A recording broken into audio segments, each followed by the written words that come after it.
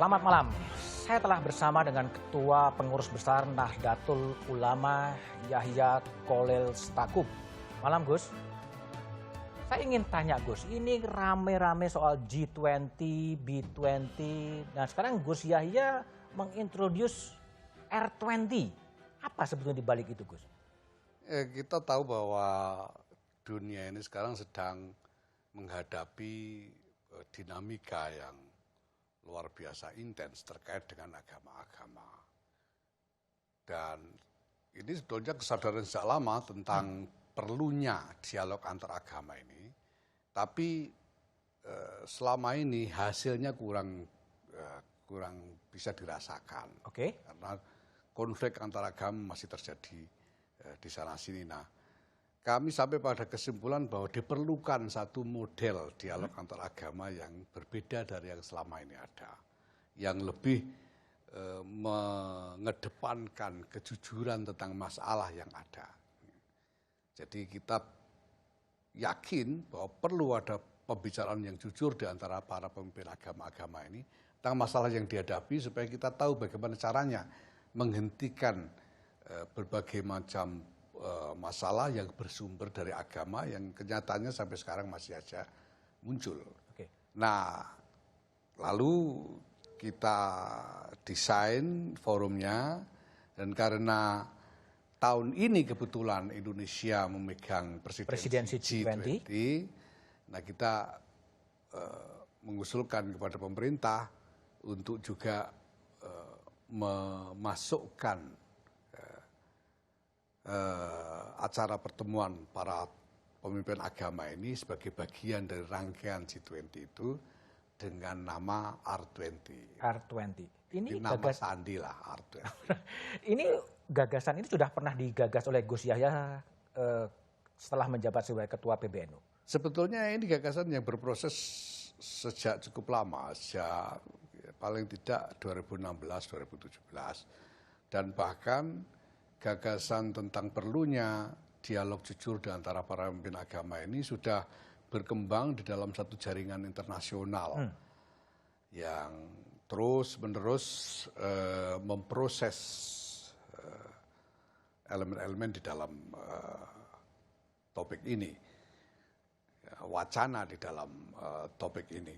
Nah, itu sebabnya walaupun persiapan R20 ini sebetulnya singkat sekali. Singkat sekali. Ya, kalau diukur dari skala kegiatannya karena harus melibatkan lebih dari 20 negara, tokoh dari 20 negara, dan lebih dari 150 peserta internasional. Okay. Tapi bisa kita jalankan dengan baik karena ada jaringan pemimpin yang sudah terbangun ya. Memang selama ini sudah punya visi yang sama. Oke. Itu kira-kira berapa orang yang akan hadir dalam forum R20 itu, Gus?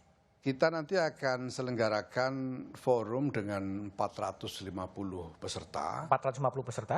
Nah, sekitar 200 dari semua itu adalah peserta internasional dari berbagai negara. Termasuk ya terutama dari 20 negara anggota G20. Dan itu yang hadir adalah pemuka-pemuka agama?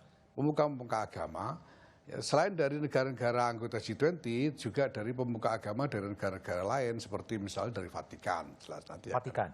Nanti akan ada wakil dari Vatikan, bahkan kita sedang membicarakan dengan Vatikan untuk memperoleh rekaman sambutan dari Sri Paus sendiri. Oke. Berhasil, kita sedang usahakan.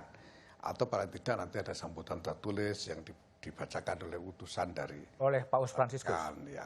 Tapi persisnya apa Gus yang akan dibicarakan ketika pemuka-pemuka agama itu datang dalam forum R20? Apa yang akan dibicarakan sebetulnya? Agama-agama ini kalau kita bicara soal default mode dari agama-agama ini dulu-dulunya, ya memang cenderung mendorong konflik dengan kelompok yang berbeda dulunya. Atas nama memperjuangkan kebenaran, atas nama memperjuangkan nilai-nilai agama sendiri, itu dulu seperti itu. Dunia ini dulunya ini pernah menjadi rimba agama-agama yang saling bertarung satu sama lain. Nah, sekarang kita punya kesadaran bahwa ini tidak bisa kita teruskan lagi. Oke. Nah, tapi untuk berubah itu kita harus punya basis dialog yang sama. Nah, yang kita tawarkan di dalam R20 ini, mari pertama-tama kita diskusikan dulu apa saja nilai-nilai yang memang kita sudah sama, sudah saling berbagi selama ini. Tidak ada perbedaan di antara agama-agama itu. Kemudian kita bicara tentang nilai-nilai apa saja yang perlu kita bangun sebagai nilai-nilai baru supaya kita bisa hidup berdampingan secara damai. Oke. Karena ini memerlukan komitmen bersama tentang nilai-nilai baru yang sama. Yang bahkan mungkin perlu ada nilai-nilai lama dari agama masing-masing ini yang perlu katakanlah direkontekstualisasikan. Rekontekstualisasi. Ya, supaya mau menerima nilai baru ini. Nah, kemudian hal-hal lain yang kita boleh berbeda tanpa harus menimbulkan konflik, ya mari kita saling bertoleransi saja kita. Itu platform yang tidak kita tawarkan. Nah, nanti detailnya akan dibicarakan masing-masing dan sebetulnya setiap agama ini sudah punya inisiatif-inisiatif ke arah itu yang nanti bisa di-share. Oke. Kalau dari sisi tema, Gus Yahya, ini kan temanya kan mengungkap dan mengembangkan agama sebagai sumber solusi, gerakan internasional untuk nilai moral dan spiritual bersama. Ini apa sebetulnya? Bisa dijelaskan nggak sebenarnya tema yang diambil oleh R20 yang sangat dalam sebetulnya? Ya, begini. Dulu itu saya pernah di satu kesempatan di luar negeri saya ditanya orang, NU ini organisasi terbesar dari negara Muslim terbesar di dunia. Kenapa kalian tidak mau negara Islam? Itu pertanyaannya. Lalu saya bilang begini, dulu itu para pendiri bangsa dari latar belakang yang sangat berbeda-beda, semua agama besar, semua ideologi besar dunia berkumpul, dan mereka harus berpikir tentang satu platform bersama yang bisa membuat semua orang bersatu. Yang mereka lakukan adalah mereka mencari nilai-nilai yang paling mulia dari setiap latar belakang kelompok itu, dari setiap kelompok itu, apakah dari agama atau dari ideologi yang lain, untuk bisa diterima bersama. Sehingga menjadi satu visi tentang satu format atau satu cita-cita peradaban yang mulia bagi Indonesia. Nah, ternyata ketemu. Kita bisa nemu Pancasila itu kan sebetulnya adalah nilai-nilai paling mulia yang bisa diterima oleh semua agama, kelompok. Ya. Nah, kenapa kita tidak lakukan hal yang sama untuk untuk pergaulan global kita ini? Kalau kita bicara tentang ekonomi, kenapa kita tidak bicara tentang ekonomi yang mulia? Bicara politik, kenapa bukan bicara tentang politik yang mulia? Sehingga ekonomi tidak hanya perebutan sumber daya, perebutan keuntungan, ekonomi tidak hanya perebutan kekuasaan, tapi kita berpikir tentang nilai-nilai yang mulia untuk diwujudkan melalui ekonomi, politik, dan lain-lain. Dan agama-agama bisa menyumbang dalam menginspirasikan nilai-nilai spiritual dan nilai-nilai kemuliaan itu tadi. Gus, saya baca artikelnya Mas Ahmad Swaidi di Kompas, ya, soalnya kan organizing committee di R20, yang Mas Swaidi mengatakan bahwa mengharuskan keterlibatan langsung agama dalam sejumlah isu seperti kerusakan lingkungan dan perubahan iklim, kemiskinan dan kesenjangan. Lalu juga untuk keluar dari trauma dan pandemi COVID-19. Ini bukan karena agama punya jawaban terhadap isu-isu tersebut, melainkan justru ada masalah besar di dalam agama. Sebetulnya penjelasan elaborasi lebih lanjutnya seperti apa? Ada masalah dari sisi agama itu sendiri? Ya, karena agama seperti saya katakan tadi default mode-nya ini memang mengarah kepada pertentangan dengan kelompok yang berbeda dan mengarah kepada cenderung mengarah kepada cara pandang yang berjarak dari realitas duniawi yang sesungguhnya. Dan kita ingin ajak supaya agama-agama ini lebih jujur mengakui apa yang menjadi masalah dalam realitas itu. Ya, kita mulai dari hal-hal yang selama ini memicu konflik, tapi kemudian kita arahkan juga kepada hal-hal lain yang menjadi masalah bersama yang membutuhkan kontribusi dari kelompok-kelompok agama ini.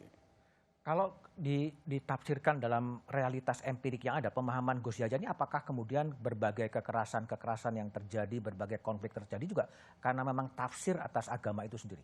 Ya, kenyataannya memang begitu. Kita masih melihat misalnya di Afrika Barat ya, ada konflik, ada persekusi, diskriminasi ya, terhadap kelompok Kristen yang dilakukan oleh sebagian kelompok Muslim di sana memang dengan motivasi agama, dengan seruan-seruan agama.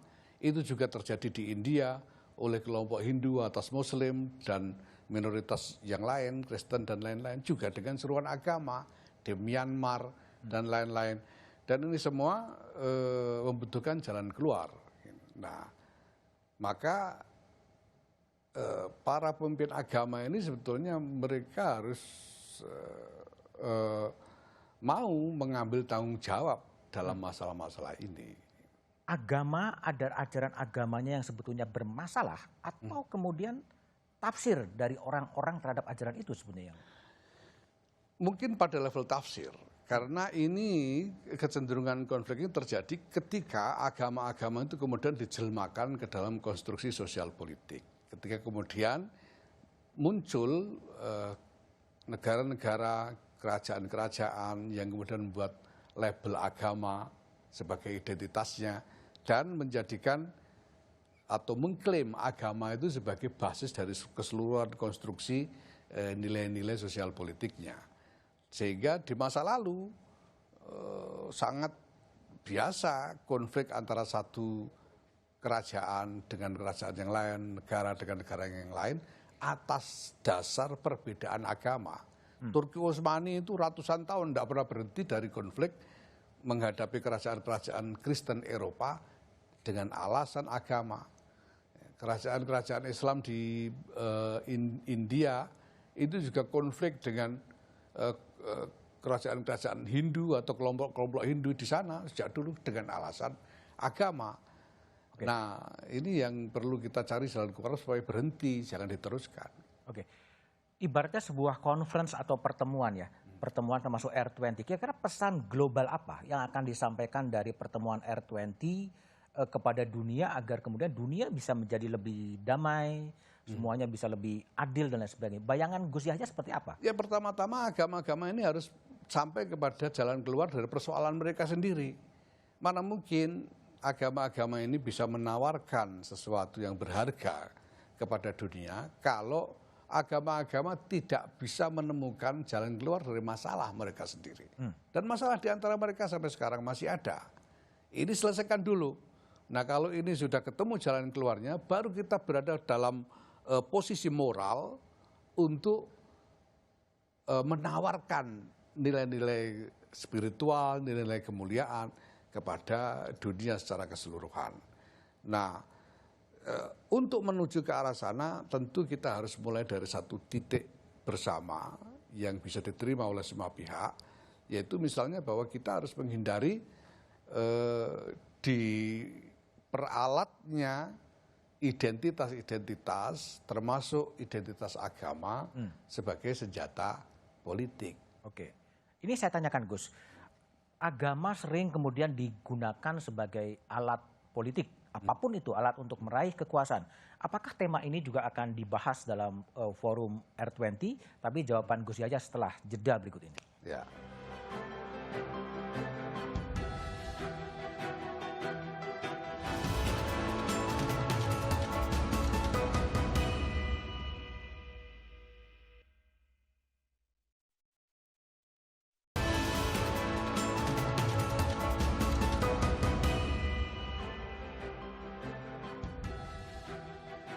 Gus Yahya, ini juga dalam tataran politik praktis, agama itu kemudian sering dipakai sebagai alat politik atau alat untuk mencapai kekuasaan.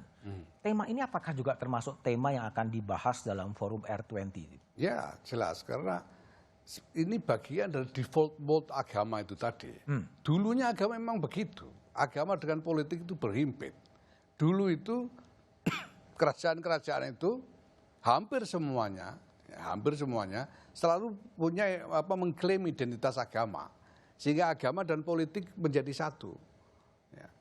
Nah, tapi sekarang kita berhadapan dengan realitas konstruksi sosial politik yang berbeda sama sekali, yang tidak lagi memungkinkan bagi kita untuk membiarkan konflik antar identitas terus berlangsung.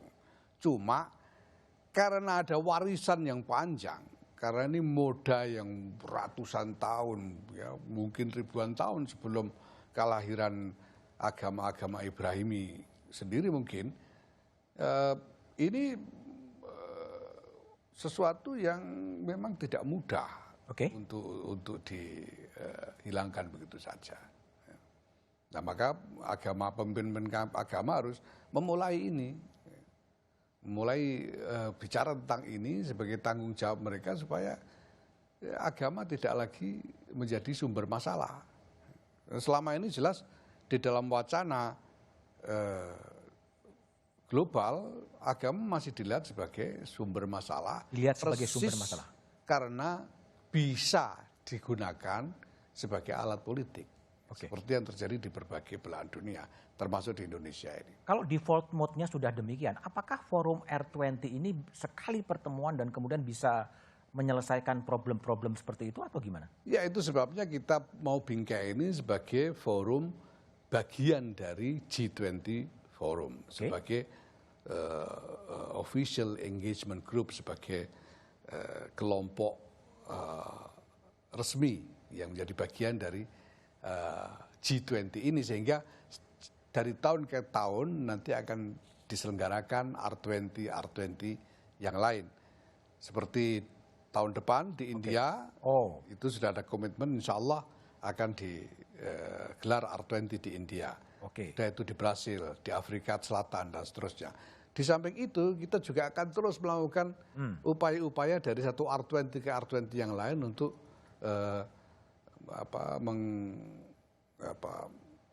menangani, mengadres masalah-masalah itu. Jadi akan menjadi semacam pertemuan tahunan seiring dengan G20 yang isinya adalah pemuka-pemuka agama itu, Gus ya? Betul. Tapi kalau bicara soal agama sebagai alat politik, itu kan juga bukan hanya khas Indonesia, di seluruh belahan dunia kan memang itu yang sering terjadi kan, Gus ya? Memang, dan ini kalau kita biarkan akan mudah sekali menyulut konflik dalam skala yang tidak bisa kita kendalikan. Misal karena apa? Karena agama itu sendiri punya klaim identitas universal. Islam itu kalau kita sudah bicara Islam, ya semua orang Islam bisa ikut terpanggil. Nah, maka harus ada satu posisi yang jelas dari agama itu terkait dengan politik ini, supaya tidak lagi agama dijadikan sebagai senjata politik. Apa sebetulnya garis batas antara agama dan politik itu agar sesuai dengan koridornya sebetulnya? Ya, kalau kita melihat satu kelompok agama sebagai musuh dari kelompok agama kita, nah itu berarti sudah menjadikan agama sebagai senjata politik, dan itu berbahaya sekali. Karena kalau misalnya di Indonesia ini dinyatakan bahwa orang Kristen adalah musuhnya orang Islam, ya di mana-mana akan terjadi. Itu yang dilakukan oleh gerakan-gerakan teroris di seluruh dunia ketika mereka menghalalkan darah semua orang dari kelompok agama yang berbeda. Kita tidak mau membiarkan itu berlangsung terus, dan kita juga ingin mengatasi masalahnya sampai ke akar supaya seruan-seruan ke arah konflik identitas itu bisa ditekan. Kalau dalam konteks Indonesia, Gus, apakah juga Gus Yahya juga sudah menangkap bahwa ada upaya-upaya untuk menjadikan agama untuk kepentingan-kepentingan politik? Ya sudah jelas sudah terjadi toh. Kita tahu tahun 2017 itu terjadi, 2019 itu terjadi. Kemudian ini sebelumnya juga ada meletup. Justru di Indonesia ini segala persoalan terkait dengan radikalisme agama itu muncul lebih dahulu dari tempat lain. Tempat yang subur. Iya, dari dulu itu. Sekarang ini orang yang ribut-ribut tentang ISIS, kekhilafan, tentang negara Islam. Kita tahun 50-an sudah ada DITII. Darul Islam itu terjemahnya ya Islamic State itu. Sekarang orang ribut-ribut soal teror, pengeboman. Kita tahun 70-an sudah ada yang ngebom Borobudur, sudah ada yang bajak Woyla. Dan ini masalah yang terus-menerus datang kepada kita karena memang konteksnya ini global, sehingga sekali kita atasi di sini akan dikirim masalah lagi dari luar. Nah, maka ini semua harus kita atasi bukan hanya di dalam konteks Indonesia saja, tapi juga harus kita atasi dalam konteks global. Masalahnya, Gus, apakah problem-problem tadi ya, kekerasan atas nama agama semata-mata karena problem agama atau ada problem ketidakadilan seperti yang terjadi? Ya, ketidakadilan itu secara rasional ini harus dilihat sebagai problem yang tidak harus dikaitkan dengan kelompok agama. Karena ini problem yang universal, di mana-mana ada ketidakadilan dan tidak harus tidak bisa diklaim sebagai sesuatu yang terkait dengan kelompok atau identitas agama. Yang harus diperbaiki ya sistem yang tidak adil itu sendiri. Tapi soal identitas agama ini soal lain. Karena kita bisa lihat kalau di negara yang di situ mayoritas Muslim, itu masalah ketidakadilan, klaimnya seringkali ada pada kelompok Muslim. Tapi lihat sekarang di India, orang-orang Hindu India itu juga punya klaim perlakuan tidak adil dari kelompok Muslim dan seterusnya. Begitu juga di tempat-tempat yang lain. Kalau situasi ini kemudian terus terjadi dan terus terjadi dalam peneraman Gus Yahya, ini akan jadi seperti apa? Katakanlah konteksnya adalah Indonesia. Ya, ini akan jadi konflik yang tidak terkendali dan akan melahirkan ketidakadilan yang lebih kejam lagi. Kalau kita biarkan misalnya ya, kita biarkan sekarang ada konsolidasi politik dari kelompok mayoritas Muslim di Indonesia ini untuk memusuhi kelompok non-Muslim, ini tentu akan menjadi ketidakadilan yang lebih kejam. Karena praktek-praktek tidak adil yang sudah terjadi dalam sejarah ini jelas tidak bisa lagi kita terima sekarang ini. Memasuki era baru sebenarnya. Ya, nah berbagai agama, berbagai kelompok agama sebetulnya sudah membuat inisiatif soal ini. Seperti Vatikan, itu ada Vatikan kedua, Konsili Vatikan II tahun 65, yang sudah mendorong kebebasan beragama. Ya. Bahkan menyatakan bahwa ada keselamatan di luar gereja Katolik. Ya. Sehingga menetralisir kecenderungan konflik dari komunitas Katolik terhadap kelompok yang lain. Nah, di NU sendiri tahun 2019 kita sudah selenggarakan Munas Alim Ulama yang hasilnya menyatakan bahwa kategori non-Muslim atau kafir ini bukan hanya soal sebutan, tapi kategorinya dan konsekuensi sosial politiknya dinyatakan bahwa kategori non-Muslim tidak lagi relevan dalam konteks negara bangsa modern karena semua warga negara harus setara di depan hukum. Jadi tidak boleh ada diskriminasi, apalagi persekusi terhadap kelompok tertentu atas dasar perbedaan agama. Oke, Gus, ini kan Februari tahun depan ya, NU itu kan akan 1 abad, 1 abad NU dan kemudian akan menaati satu abad berikutnya.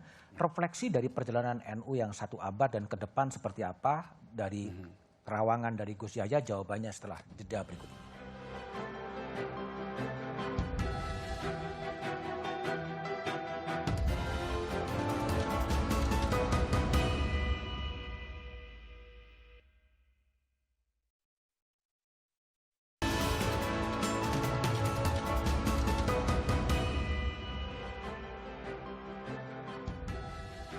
Gus, Februari tahun depan NU akan berusia 100 tahun atau satu abad gitu.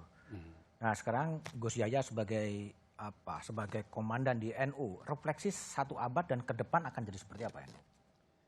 NU ini dilahirkan ketika bangsa ini masih di bawah jajahan Belanda, masih Hindia Belanda. Jadi para kiai yang dulu mendirikan NU itu adalah orang-orang jajahan. Nah kemudian organisasi ini harus bergulat menuju kemerdekaan, kemudian setelah kemerdekaan harus ikut bergulat untuk memapankan keberadaan negara ini. Dan pada satu titik ya, kita menyadari bahwa visi atau cita-cita dari para pendiri NU ini sebetulnya adalah cita-cita yang harus dibawa ke aras yang lebih luas dari sekedar negara bangsa ini. Nation state. Tapi harus kita bawa ke dalam arena pergulatan universal, yaitu pergulatan global. Lebih-lebih setelah globalisasi yang sedemikian sedemikian dominan sekarang ini. Tidak ada sekarang ini satu wilayah yang bisa memerdekakan diri dari pengaruh dinamika global. Maka apapun yang menjadi concern NU di tingkat lokal ini pasti ada kaitannya dengan dinamika global sehingga harus diadres secara global juga. Maka yang ingin kita lakukan sekarang adalah bergerak sedemikian rupa sehingga masalah-masalah lokal ini bisa menyambung ke dalam Global. masalah global dan kita adres secara komprehensif dan koheren dari lokal ke global. Oke. Kalau dalam konteks politikus, NU ini kan pernah jadi partai politik, kemudian juga ada saluran politiknya ada di Masyumi, ada di P3, ada di PKB. Nah sekarang arah-arahnya kembali ke Kitoh, ya kembali ke Kitoh, tidak berada di mana-mana. Sebetulnya politik dari NU akan kemana kalau kita bicara konteks NU dan politik? Kembali ke kita itu sebetulnya sudah menjadi keputusan Muktamar tahun 79 di Semarang. Muktamar ke-26. Kemudian Muktamar ke-27 di Situbondo membuat rumusan tentang apa itu khitoh Nahdiyah ini. Dan selanjutnya pada Muktamar ke-28, 89 di Jogja, dirumuskan pedoman politik untuk warga NU. Jadi kesadaran untuk membuat jarak dari politik praktis itu sebetulnya sudah lama. Nah tapi sekali lagi karena pergulatan politik identitas itu memang merupakan pengalaman yang lama sekali bagi NU, memang tidak mudah. Sehingga selalu ada tarikan untuk masuk, untuk kembali. Seperti yang kita lihat belakangan kemudian memang ada tarikan untuk kembali supaya NU ini menjadi basis dari konsolidasi politik untuk kekuasaan. Nah padahal secara mendasar kita sudah sampai pada kesimpulan bahwa menjadikan NU sebagai basis konsolidasi politik untuk merebut kekuasaan itu tidak adil bagi bangsa Indonesia ini. Tidak adil? Tidak adil bagi bangsa Indonesia. Kenapa? Ini. Karena NU terlalu besar. Ya. Kalau NU diperbolehkan untuk menjadi basis konsolidasi politik, itu sama halnya kita mengizinkan orang NU menganggap yang bukan NU sebagai lawan. Sama saja kita mengizinkan orang NU untuk mendominasi struktur politik di Indonesia. Dan ini menurut saya tidak adil dan akan menghalangi peran NU sebagai penyangga keutuhan bangsa ini dan sebagai pendorong tumbuhnya nilai-nilai peradaban bersama. Nah maka ya kita perlu mendorong suatu demokrasi yang lebih rasional, yang tidak didasarkan pada sentimen-sentimen primordial dari kelompok-kelompok identitas, termasuk identitas NU. Artinya memang NU akan menarik garis batas yang tegas dengan partai-partai politik, termasuk dengan Partai Kebangkitan Bangsa. Ya, ya. Itu kenapa? Alasan yang lebih, ini kekuatannya kan besar, orang pasti akan berkeinginan memanfaatkannya. Tapi kalau Gus Yahya kok enggak gitu sebenarnya? Karena kita harus berpikir tentang Indonesia. Ini bukan hanya soal NU. NU itu menurut hasil survei, ini saya pegangan survei saja karena NU tidak punya keanggotaan yang terdaftar. Orang jadi NU itu tidak harus daftar, tapi tergantung perasaan masing-masing kira-kira gitu. Jadi orang yang mengaku NU ini menurut survei, orang yang mengaku NU, survei tahun 2018, Alfara Institute, 50,5% dari seluruh populasi Muslim di Indonesia ini mengaku NU. Mereka sendiri mengaku NU.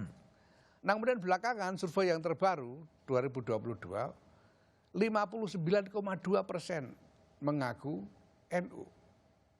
Nah, maka ya karena kita ini sudah membuat komitmen tentang negara bangsa yang berdasarkan Pancasila, UUD 45, bersendikan Bhinneka Tunggal Ika, ya kita harus NU ini bertanggung jawab untuk memelihara supaya prinsip-prinsip negara bangsa ini tetap terjamin dan terjaga.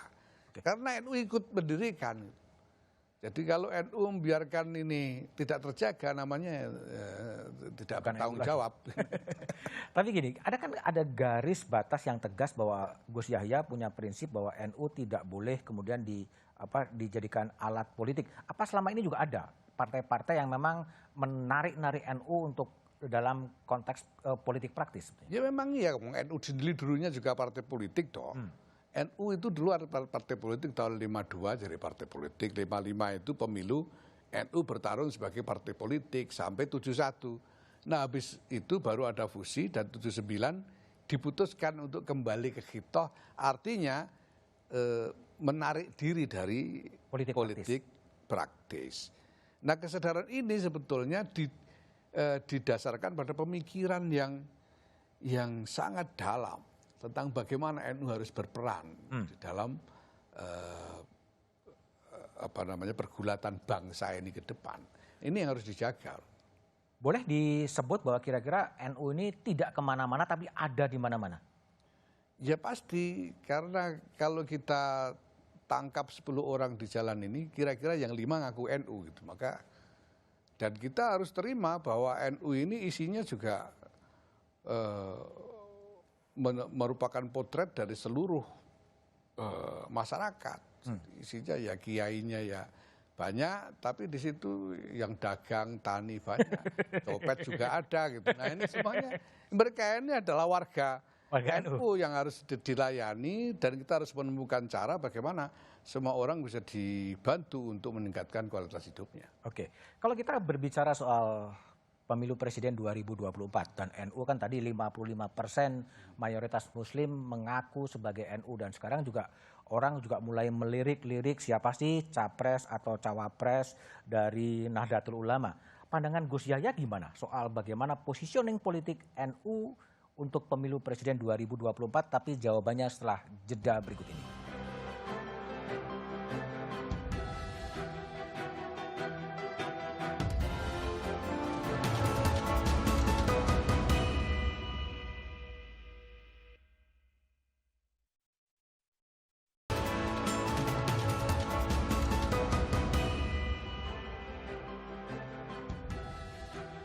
Gus, kita masuk kepada isu yang politik kekinian, juga NU juga dilirik kiri kanan dalam konteks pemilu presiden 2024.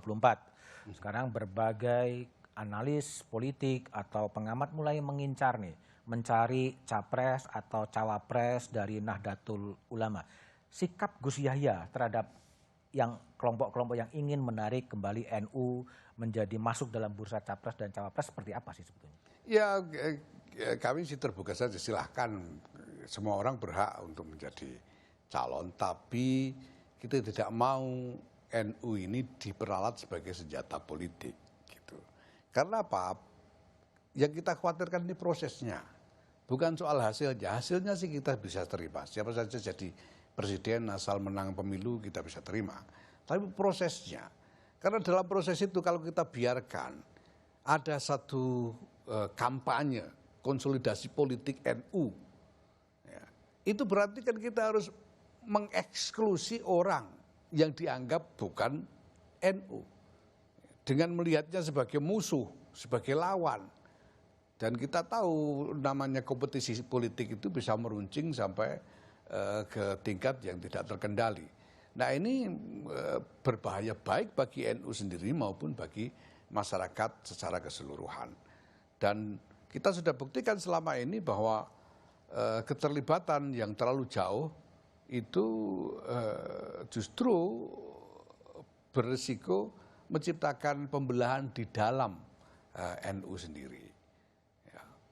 Artinya gimana Gus? Tadi kalau ada kader-kader NU yang ingin dipinang atau menjadi capres atau menjadi cawapres, itu boleh tapi tidak membawa NU atau gimana? Ya silakan pertaruhkan kredibilitas masing-masing, kredibilitas politik masing-masing.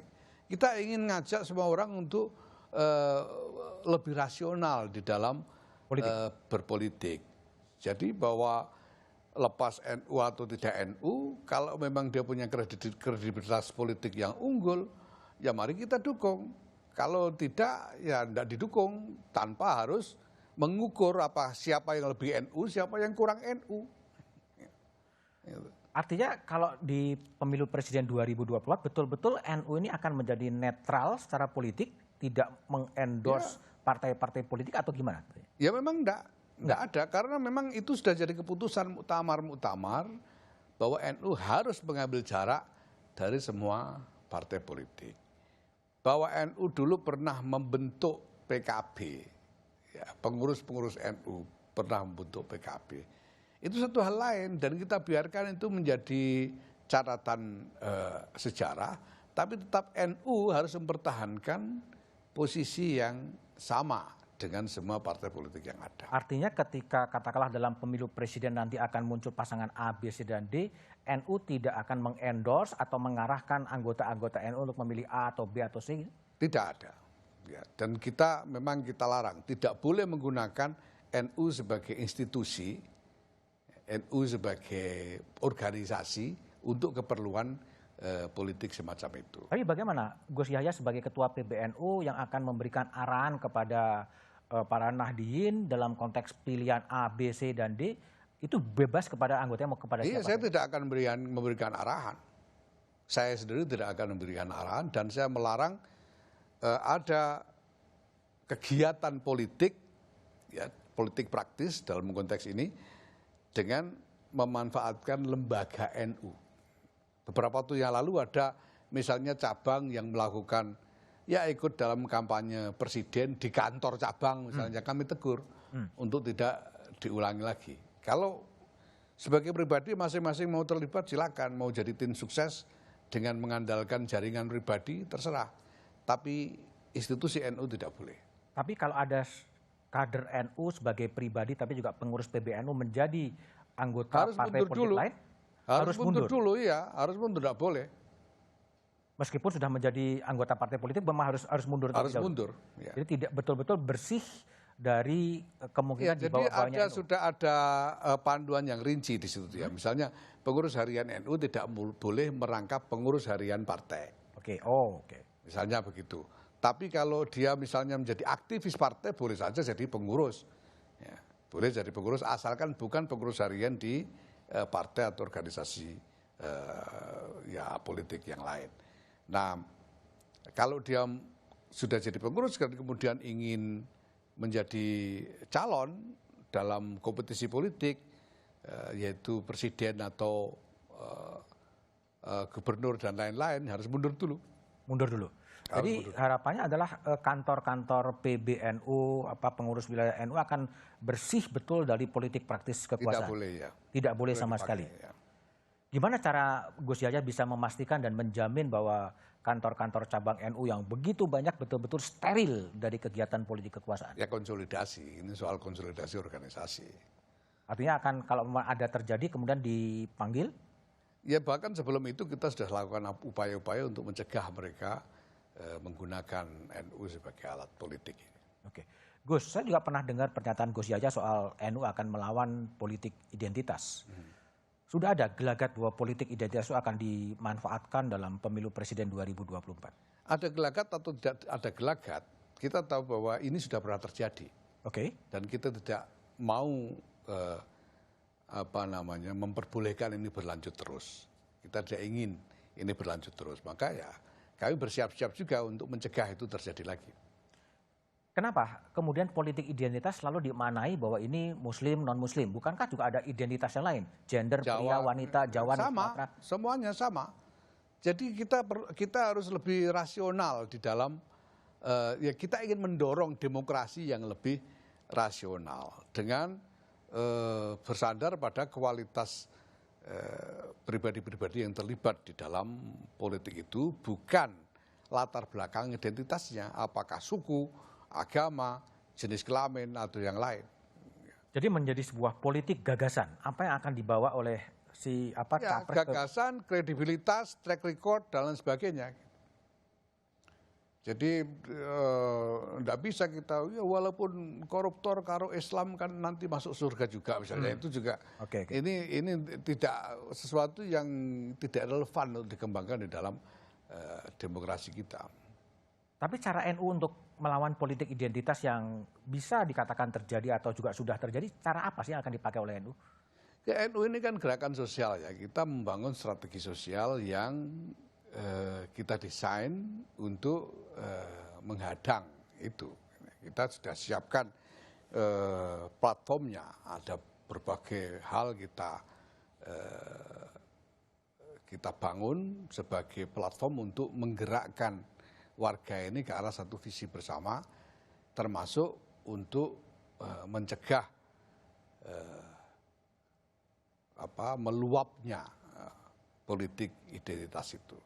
Nah, walaupun identitas seperti yang sampean bilang tadi bisa saja bukan hanya soal agama, tapi jelas bahwa dalam pengalaman kita yang menjadi ancaman terbesar ini adalah identitas agama, dan kita tidak mau membiarkan itu berlangsung terus. Gus, 2019 kita mengalami sebuah pemilu yang betul-betul seakan-akan mendivided nation, ya, mendivided society dan sebagainya. Apakah 2024 kalau dari bacaan Gus Yahya juga akan terjadi lagi sebetulnya pembelahan secara sosial karena politik dan kemudian agama juga sebetulnya? Ya, pertama apa yang dikonstruksikan dalam pemilu 2019 itu, alhamdulillah, kemudian ya kurang lebih diruntuhkan dengan bergabungnya secara simbolis lah ya, dua pihak yang berhadapan pada waktu itu. Sehingga kelompok-kelompok yang mengklaim sebagai memegang mandat agama itu, ya saya kira ya sedikit banyak terdelegitimasi saat ini. Tapi kita juga masih melihat kemungkinan bahwa ini akan dibangkitkan lagi. Oke. Nah, maka ya kita harus bersiap-siap memang. Kita harus peringatkan, kita termasuk kepada para aktor politik. Kita harus ingatkan para aktor politik ini bahwa bermain-main dengan identitas agama itu sama saja menggiring bangsa ini ke dalam perpecahan. Nah, maka ya, jangan sampai ada aktor politik yang mau coba-coba hanya main jalan pintas memakai politik identitas termasuk agama ini. 2019 juga mengajarkan bahwa bertanding kemudian bersanding sama-sama duduk di kekuasaan. Ya. Apakah ini sebuah gaya khas Indonesia yang tadi Gus Yahya mengatakan bahwa politik Indonesia kemudian ya faktanya kan berdamai juga di elit meskipun di akar rumput masih terbelah-belah. Apakah itu juga bisa menjadi pola di 2024? Bertanding kemudian bersanding? Ya itu bisa jadi pola, tapi selama agama atau identitas dijadikan senjata politik, ini sembuhnya lama. Kita tahu sampai sekarang di tingkat basis soal pembelahan identitas ini masih sangat terasa. Nah ini harus kita sembuhkan, maka jangan bikin luka lagi supaya bangsa ini tidak lagi terbelah-belah dari identitas satu dengan identitas yang lain. Pertanyaan terakhir Gus, apa ya pesan dari Gus Yahya terhadap aktor-aktor politik agar situasi 2019 yang menimbulkan luka batin itu kemudian tidak ngombro-ngombro, tidak semakin dalam, tapi kemudian bisa kemudian 2024, 14 Februari capres-cawapres terpilih, kemudian bangsa ini kemudian bisa bergerak maju. Ya, saya berharap bahwa aktor-aktor politik ini bisa lebih bertanggung jawab terhadap masa depan.